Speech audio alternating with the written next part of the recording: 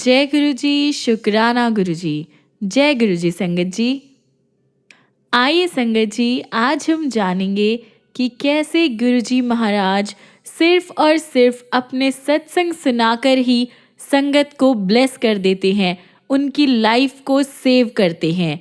जय गुरु जी, शुक्राना गुरु जी। आगे बढ़ने से पहले आप अपने चैनल गुरुजी सत्संग वर्ल्ड को सब्सक्राइब कर लीजिए ताकि आपको गुरुजी महाराज के ऐसे प्यारे प्यारे वीडियोस, ऐसे चमत्कारी सत्संग और इतनी सारी ब्लेसिंग्स रोज़ रोज़ सुनने को मिले। और साथ ही संगत जी, इन सत्संग को, इन ऑडियोज़ को अपने दोस्तों के साथ, अपने गुरु परिवार के साथ शेयर कीजिए ताकि वो भी जल्द से जल्द हमारे गुरुजी महाराज की ब्लेसिंग्स को पा सके और उनके चरणों में आ सके। जय गुरु जी।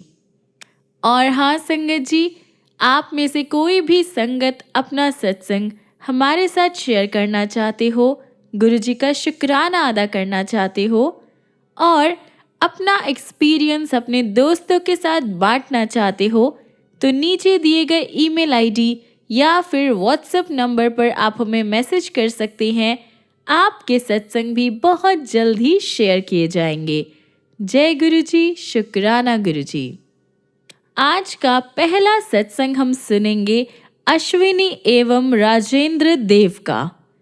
आइए जानते हैं कैसी रही इनकी जर्नी गुरुजी महाराज के साथ। मैं गुरुजी की शरण में जून 2009 में आई, जब हमें एक भक्त ने गुरुजी के बारे में बताया। उस समय हम जेदा में रह रहे थे। हम 2010 में यूएस में चले गए। 2 साल बाद हमारी बेटी पाचन संबंधी रोग से परेशान हो गई। तरह तरह की जांच और मेडिसिन्स, पर उसको कोई आराम नहीं मिला। 2013 में हम लोग इंडिया वापस आ गए। हम बेटी को दिल्ली में डॉक्टर्स के पास लेकर गए। उसकी कंडीशन में कुछ देर के लिए सुधार आया, लेकिन वह किसी प्रकार का भी खाना नहीं पचा पा रही थी। जो कुछ भी खाती थी या पीती थी, सब निकल जाता था। पर बड़ी कृपा तब हुई जब हम बड़े मंदिर में गुरुजी के दर्शन करने के लिए गए। उसी टाइम कुछ अनोखी घटनाएं हुई। जैसे ही मैं खाना पकाती थी, कुछ खाने की चीज़ें गायब हो जाती थी। हम समझ नहीं पा रहे थे कि ये हो क्या रहा था। फिर हमने ये डिसाइड किया कि गुरुजी संकेत दे रहे हैं कि ये चीज़ें गायब जो हो रही है वो बेटी के लिए ठीक नहीं है। उस दिन के बाद हमने वो चीज़ें अपने खाने में से निकाल दी। इसी बीच हम कुछ सत्संग में भी भाग ले सके। मेरी बेटी की हालत में धीरे धीरे सुधार आने लगा। फिर एक दिन बेटी ने बताया कि गुरुजी ने उससे बात की है। जब वह खाया हुआ हजम नहीं कर पा रही थी, तो उसने एक आवाज़ अपने कानों में सुनी, तुम ठीक हो जाओगी। उस दिन के बाद उसकी सिचुएशन में और सुधार आया। आज वह घर का बना हुआ नॉर्मल खाना खा सकती है। हालांकि अभी भी कई प्रतिबंध है। हमें खुशी है कि वह कम से कम कुछ खाने की चीज़ें पचा सकती है। स्पष्ट रूप से गुरुजी हमारी हर एक आवश्यकता का ध्यान रखते हैं और हमें किसी प्रकार की चिंता नहीं करनी चाहिए। हमें केवल गुरुजी के चरणों में पूर्ण रूप से आत्मसमर्पण यानी कंप्लीट सरेंडर करना चाहिए। गुरुजी हमें स्वस्थ और प्रसन्न रहने के लिए हमारा मार्गदर्शन करते हैं। भारत में आने के बाद हमने पुणे में अपना निवास स्थान लिया, यानी वहाँ हम रहने लग गए। गुरुजी ने यहाँ भी मेरी जिंदगी की रक्षा की। जून 2015 में मैं एक सत्संग में भाग लेने जा रही थी। मैंने सत्संग के स्थान पर जाने के लिए एक ऑटो लिया। सत्संग की जगह लगभग 15 मिनट की दूरी पर थी, लेकिन जब हम जगह के बिल्कुल पास पहुंच गए, हमें वो जगह नहीं मिली। 1.5 घंटा घूमने के बाद भी जब वो जगह नहीं मिली तो मैंने गुरुजी का जाप करना शुरू कर दिया और अपने मोबाइल पर भी जाप की रिकॉर्डिंग चला दी। अचानक ऑटो ड्राइवर ने एक गलत मोड़ ले लिया और वो ट्रैफिक की उल्टी डायरेक्शन में चलने लगा। मैं बुरी तरह से डर गई। इससे पहले कि मैं कुछ कहती, एक बड़े ट्रक ने ऑटो को टक्कर मार दी। मेरे पास प्रतिक्रिया करने का समय नहीं था, लेकिन मैं गुरुजी का जाप करती रही। किसी को कोई चोट नहीं आई। ड्राइवर ने अपने ऑटो को देखा, पर वो भी ठीक हालत में था। हम लोगों को बचाने के लिए मैं गुरुजी का धन्यवाद किए बगैर नहीं रह सकी। 1 वीक के बाद एक और सत्संग सोपान बेग पुणे में था और गुरुजी ने एक बार फिर हमें बचाया। मैंने सोचा था कि सत्संग में मैं अकेले ही बगैर अपनी बेटी के भाग लूंगी। इसलिए मैंने अपने पति को, जो कि अपने काम से जेदा में थे, उनको कहा कि मेरी एब्सेंस में बेटी से फ़ोन पर बात करते रहे। मैं जैसे ही सत्संग के लिए जाने को तैयार हुई, तभी बेटी बाथरूम में फिसल गई और उसके घुटने में और कमर में चोट आई। एक क्षण के लिए मैंने सोचा कि मैं सत्संग में जाने की योजना रद्द कर दूं, पर मेरी बेटी ने कहा कि वह ठीक हो जाएगी। मैं जाने में हिचकिचा रही थी, परंतु अंदर से सत्संग में जाने के लिए प्रेरित हो रही थी। मैं 2 और भक्तों के साथ सत्संग में गई। उन भक्तों ने मुझे कहा कि मुझे सब कुछ गुरुजी पर छोड़ देना चाहिए। गुरुजी स्वयं सब कुछ संभाल लेंगे। हम लोग थोड़ा पहले पहुंच गए और मुझे जोत और आरती की थाली की व्यवस्था करने की सेवा मिली। मुझे बेटी की चिंता सता रही थी। सत्संग शुरू होने से पहले मैंने बेटी से बात की थी। ज्यों ही सत्संग में पहला शब्द बजाया गया, मेरी सारी प्रॉब्लम्स खत्म हो गई। मैं शब्दों के साथ ध्यान करते करते खो गई। जब सत्संग समाप्त हुआ तो मैंने फिर बेटी से बात की। उसने कहा कि वह ठीक है और मुझे तसल्ली मिली। लेकिन मेरे मन में सत्संग में भाग लेने की इतनी तीव्र इच्छा क्यों थी? मतलब मैं अंदर से इतनी ज़्यादा प्रेरित क्यों हुई? ये इच्छा मेरे पति के कारण थी। मेरे पति को अपनी नौकरी में अक्सर यात्रा करनी पड़ती है।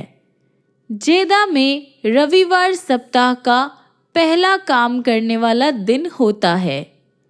मेरे पति के लिए आज वीक का पहला दिन संडे बहुत बिजी रहा था। वह अपनी बिजनेस फ़ोन कॉल्स ख़त्म करने के बाद स्थानीय समय के अकॉर्डिंग 11 बजे अपने ऑफिस के लिए निकले। सड़कों पर ट्रैफिक पूरी तरह से भरा हुआ था और वहाँ पर किसी भी खाली टैक्सी का मिलना बहुत ही मुश्किल था, क्योंकि ऑफिस एरिया एक बहुत ही भारी ट्रैफिक वाले एरिया में था। 20 मिनट का सफ़र भी 1 घंटा ले सकता था। अंत में पति को एक टैक्सी मिल गई जो जाने को तैयार थी। पति टैक्सी में एक व्यस्त एक्सप्रेस वे पर जा रहे थे। तभी एक वाहन उनकी गाड़ी के सामने अचानक आकर खड़ा हो गया। इसके फलस्वरूप एक ट्रक ने टैक्सी को पीछे से मारा। इस झटके का प्रभाव इतना ज्यादा था कि टैक्सी का पिछला हिस्सा पिचक कर पिछली सीट से जा मिला। टैक्सी की हालत इतनी खराब थी कि उसमें से सकुशल निकल पाना इम्पॉसिबल था। लेकिन मेरे पति और ड्राइवर ने टैक्सी के दरवाजे खोले और बाहर आ गए। उन दोनों को कोई घाव या चोट नहीं लगी थी।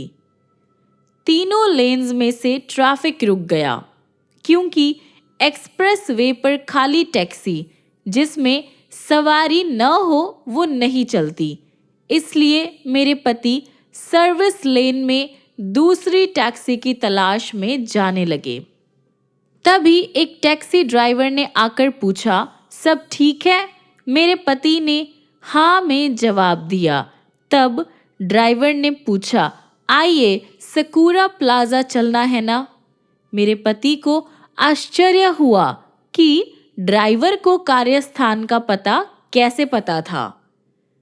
उसने जब ड्राइवर से इसके बारे में पूछा तो ड्राइवर मुस्कुराया और उसने कहा, बैठिए। मेरे पति ने सोचा कि हो सकता है कि पिछले कुछ महीने में उन्होंने इस टैक्सी का कई बार यूज़ किया होगा। 10 मिनट बाद वह प्लाजा पहुंच गए। जब मेरे पति टैक्सी से उतर रहे थे तो ड्राइवर ने कहा, तो मंगलवार को इंडिया जा रहे हो? मेरे पति हैरान हो गए। उन्होंने अपने बॉस और प्रशासनिक टीम के सिवाय किसी को अपनी यात्रा की योजना के बारे में नहीं बताया था। प्रशासनिक टीम को इसलिए पता था क्योंकि वह लोग यात्रा की सारी चीज़ों का इंतज़ाम करते हैं। तब टैक्सी ड्राइवर मेरे पति को अपने कार्य के बारे में सोचते हुए छोड़कर चला गया और टैक्सी भी गायब हो गई। जी हाँ, टैक्सी गायब हो गई। मेरे पति के कार्यस्थल के पास 100 मीटर चौड़ी सड़क है जिसमें कोई मोड़ नहीं है। वहाँ से टैक्सी गायब हो गई। मेरे पति ने कहा कि वह चकरा गए और मन ही मन इन सब की व्याख्या ढूंढने लगे। बहुत सारे सवाल उनके मन में चलने लगे और जवाब उनको कुछ भी समझ नहीं आया। पहला सवाल, जब तीनों लेन्स में ट्रैफिक रुक गया था तो एक्सप्रेस वे पर टैक्सी कहाँ से आई? एक्सप्रेस वे पर खाली टैक्सी बगैर सवारी के चलाना मना है। खाली टैक्सी केवल सर्विस लेन्स में होती है। सेकंड क्वेश्चन, टैक्सी ड्राइवर को मेरे पति के कार्यस्थल के बारे में कैसे पता था? तीसरा सवाल, टैक्सी ड्राइवर कार्यस्थल तक 10 मिनट में कैसे पहुंच गया जबकि ट्रैफिक इतना ज़्यादा था कि हर दूसरे मिनट ब्रेक लगानी पड़ती है। चौथा सवाल, ड्राइवर को कैसे पता चला कि मेरे पति मंगलवार को इंडिया आ रहे हैं? और पांचवा सवाल, टैक्सी कहाँ गायब हो गई? मेरे पति अपने चेहरे पर ये प्रश्न चिन्ह लिए हुए अपने ऑफिस पहुंचे। ऑफिस में सब लोगों ने मेरे पति के चेहरे पर ये अजीब सी अभिव्यक्ति देखी। लोगों ने सोचा कि शायद ये अभिव्यक्ति रास्ते में हुई दुर्घटना के सदमे के कारण है। मैंने भी उसी दिन पुणे में सत्संग में भाग लिया। गुरुजी ने मेरे पति की जान बचाई। गुरुजी ने पति के लिए सब कुछ किया और उन्हें ऑफिस तक भी छोड़ा। गुरुजी ने जो हम सबको आशीर्वाद दिया और हम तीनों का ध्यान रखा, उस सब के लिए गुरुजी का धन्यवाद काफ़ी नहीं है। हम इस संसार में केवल गुरुजी के कारण ही है। हम अपनी जिंदगी का एक क्षण भी गुरुजी के बगैर नहीं सोच सकते। हम बहुत भाग्यशाली है कि गुरुजी ने हमें अपनी शरण में लिया है। हम सदैव प्रसन्न हैं। जीवन में यदि समस्याएं भी है तो हमें विश्वास है कि गुरुजी सबका ध्यान रखेंगे और हमारी रक्षा करेंगे। गुरुजी ने हमारे परिवार को बहुत बार आशीर्वाद दिया है। हमारे पास गुरुजी का धन्यवाद करने के लिए शब्द नहीं हैं। हम केवल इतना कह सकते हैं कि गुरुजी के आशीर्वाद के बगैर हमारी जिंदगी आसान नहीं होती। गुरुजी आपका बहुत बहुत शुक्राना है इतनी सारी ब्लेसिंग्स के लिए। आपसे बस यही दुआ है कि आप हमें अपने श्री चरणों से जोड़े रखें। ओम नमः शिवाय, शिवजी सदा सहाय। ओम नमः शिवाय, गुरुजी सदा सहाय। जय गुरुजी, शुक्राना गुरुजी। आइए संगत जी, अगला सत्संग हम सुनेंगे अशोक ग्रोवर का। एक परिवार पिछले 45 सालों से राधा स्वामी को मानता आ रहा था। उनमें से एक अशोक ग्रोवर गुरुजी के भक्त थे। उन्हें जब अपने संबंधी का फोन आया कि उनके पिता मृत्युशैया पर है तो वह तुरंत घर गए। उनके पिता को लगातार हिचकियां आ रही थी और डॉक्टरों ने कुछ कर पाने में अपनी असमर्थता प्रकट कर दी थी। अशोक गुरुजी को पूरे रास्ते याद करते हुए उनको दिल्ली के अपोलो हॉस्पिटल ले गए और उनका आईसीयू में दाखिला करवाया गया। उनके पिता की शुगर 700 पहुंच गई थी। किडनी ने काम करना बंद कर दिया था और उनकी हिचकियां तथा वे खुद कम हो रहे थे। डॉक्टरों ने उम्मीद छोड़कर उन्हें घर ले जाने का सुझाव दिया। उसी टाइम अशोक को गुरुजी द्वारा आभास हुआ कि अब उनके पिता ठीक हैं और चिंता करने की कोई ज़रूरत नहीं है। अशोक को एक ज़रूरी काम से जाना था, इसलिए वह गुरुजी की आज्ञा अनुसार बिना किसी सेवक के अपने पिता को हॉस्पिटल में छोड़कर चले गए। अगले 2 दिन अशोक बहुत बिजी रहे और उन्हें हॉस्पिटल में बात करने की भी फुर्सत नहीं मिली। जब वह वापस आए तो उन्होंने अपने पिता को रोते हुए देखा। उनके मन में ख्याल आया कि उनके पिता उन्हें अकेला छोड़ने की वजह से दुखी थे, पर उन्हें आश्चर्य तब हुआ जब उनके पिता ने पूछा कि क्या वह गुरुजी के पास गए थे। उनके पिता ने बताया कि कैसे अशोक के जाते ही उनके पिता को गुरुजी की सुगंध द्वारा उनकी मौजूदगी का एहसास हुआ था और गुरुजी ने कहा, होर वही राधा स्वामियों की हाल ने तेरे।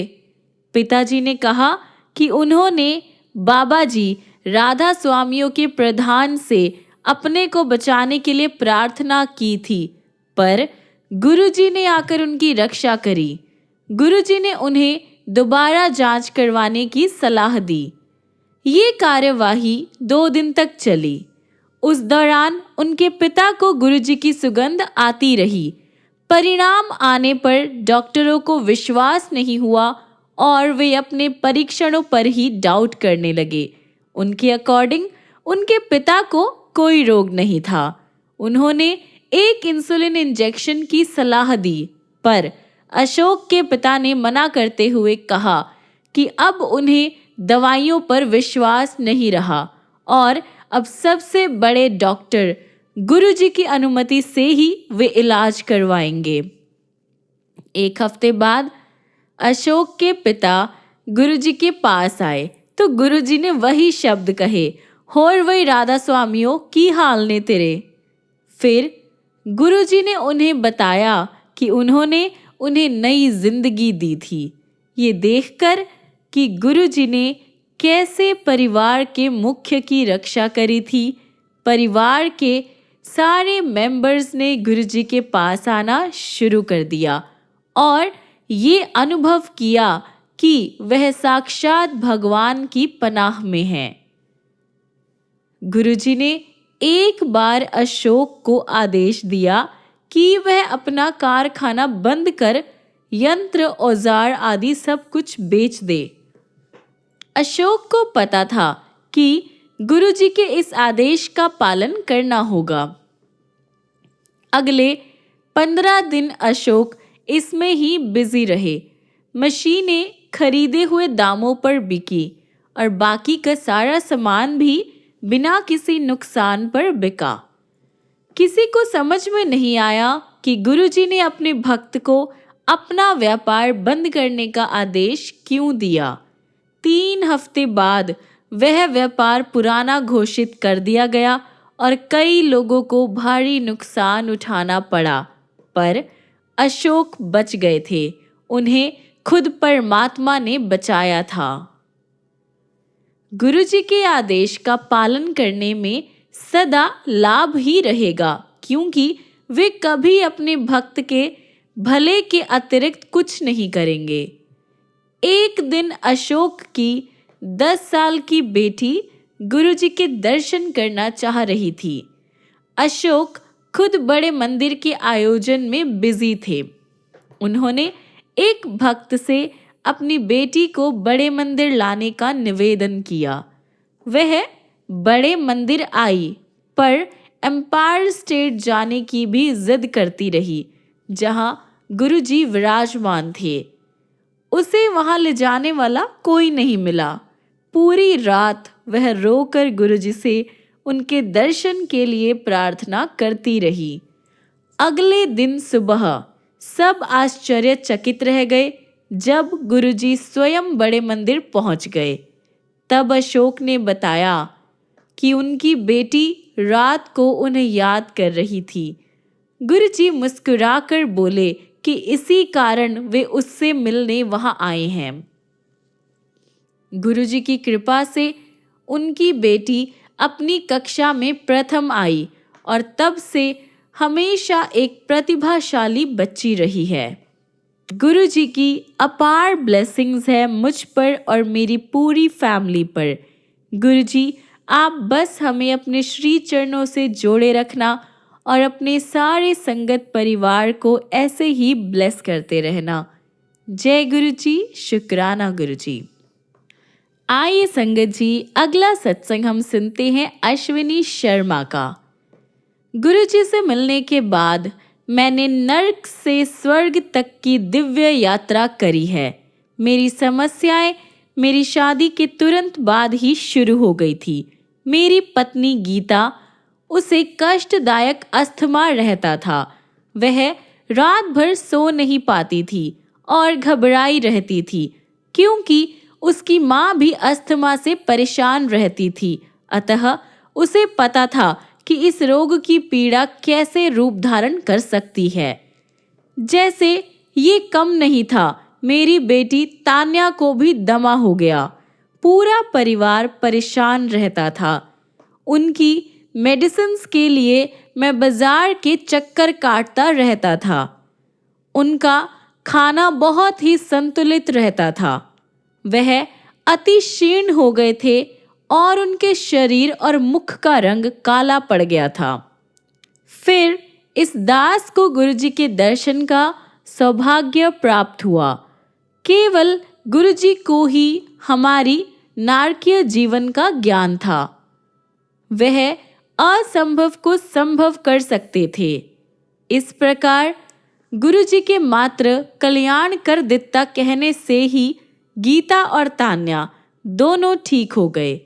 किसी ने मेरे से पूछा कि किसी के कल्याण कर दित्ता कहने से ही ऐसी बीमारियों से कैसे मुक्ति मिल सकती है। वास्तव में मनुष्य के लिए ये संभव नहीं है, पर गुरुजी तो स्वयं ईश्वर है और ईश्वर वह कर सकता है जो नॉर्मली सबके लिए संभव नहीं है। गुरुजी के आशीष सर्व फलदायी हैं। अपनी पत्नी और बेटी के स्वस्थ होने के बाद मुझे लगा कि मैं स्वर्ग में हूँ। थोड़े दिनों बाद मुझे गुरुजी की सहायता की आवश्यकता पड़ी। 8 अगस्त 2004 की रात को मेरी छाती में दर्द शुरू हो गया। डॉक्टर के पास जाने पर उसने प्राथमिक चिकित्सा देकर मुझे घर लौटकर कंप्लीट रेस्ट करने को कहा। अर्ली मॉर्निंग उठने के आधा घंटा बाद मुझे फिर से दर्द शुरू हो गया। उसके साथ ही लेफ्ट आर्म्स में भी दर्द हो रहा था। सारे सिम्टम्स हार्ट डिजीज के थे। डॉक्टर्स ने फिर से प्राथमिक उपचार करके मुझे लुधियाना के हीरो हार्ट सेंटर में ईसीजी करवाने के लिए भेज दिया। मैंने अपने एक दोस्त से मुझे गुरुजी के पास ले जाने की विनती करी। अगले दिन 6 अगस्त को उन्होंने मुझे गुरुजी का चित्र दिया। मेरी वेदना तुरंत समाप्त हो गई। 7 अगस्त को डॉक्टर्स ने परीक्षण करने पर देखा कि मेरे हार्ट की 2 आर्टरीज बंद थी और उन पर सर्जरी करी। उस दिन शाम को मेरी हार्ट बीट्स रुक गई और मुझे डेड अनाउंस कर दिया। तथापि डॉक्टर्स को इस घोषणा के बाद मुझे फिर से होश आया। मुझे ये ज्ञान नहीं है कि कितना समय बीत गया था। डॉक्टर्स को झटका तब लगा जब मैंने उनके मेरे नाम और पते से संबंधित प्रश्नों के उत्तर दिए। ये देखकर कि मैं उनके सवालों के जवाब दे रहा हूँ, वो मुझे तुरंत सर्जरी रूम में ले गए। उन्होंने स्वीकार किया कि मैंने उन्हें बहुत ज़्यादा डरा दिया था। मुझे पता है कि मैं आज गुरुजी के कारण जीवित हूँ। मृत होने के बाद केवल ईश्वर ही न्यू लाइफ ब्लेस कर सकता है। अतः गुरुजी ईश्वर हैं। मुझे उनके साथ अपनी अनुभूतियों का अधिक ज्ञान नहीं है। जब भी मैं उनकी ओर देखता हूँ, मुझे आकाश से उनके दिव्य रूप पर गुलाब की पंखुड़ियाँ गिरती हुई दिखाई देती है।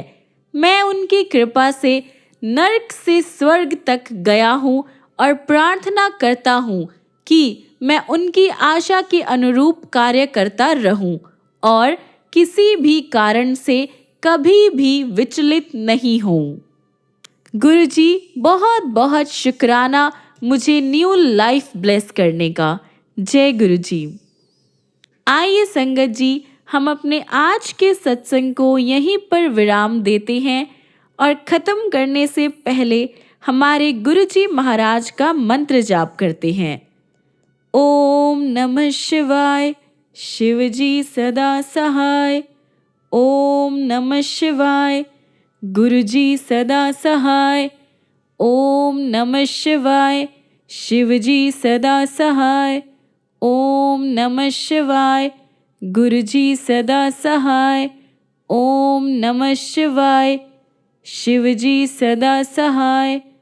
ओम नमः शिवाय, गुरुजी सदा सहाय। ओम नमः शिवाय, शिवजी सदा सहाय। ओम नमः शिवाय, गुरुजी सदा सहाय। ओम नमः शिवाय, शिवजी सदा सहाय। ओम नमः शिवाय, गुरुजी सदा सहाय। ओम नमः शिवाय, शिवजी सदा सहाय। ओम नमः शिवाय, गुरुजी सदा सहाय। जय गुरुजी। शुक्राना गुरुजी। संगत जी, मिलते हैं अगली वीडियो में गुरुजी के ऐसे बहुत सारे सत्संग लेकर। तब तक के लिए गुरुजी आपको ऐसे ही ब्लेस करते रहें, बहुत सारा प्यार करें, बहुत सारी खुशियाँ दे। और आप भी गुरुजी को दिल से याद कीजिए, दिल से प्यार कीजिए और अपने आप को पूरी तरह से सरेंडर कर दीजिए। फिर देखिए गुरुजी महाराज की ब्लेसिंग्स कैसे आप पर और आपकी पूरी फैमिली पर होती है। जय गुरु जी, शुक्राना गुरु जी। जय गुरु जी संगत जी।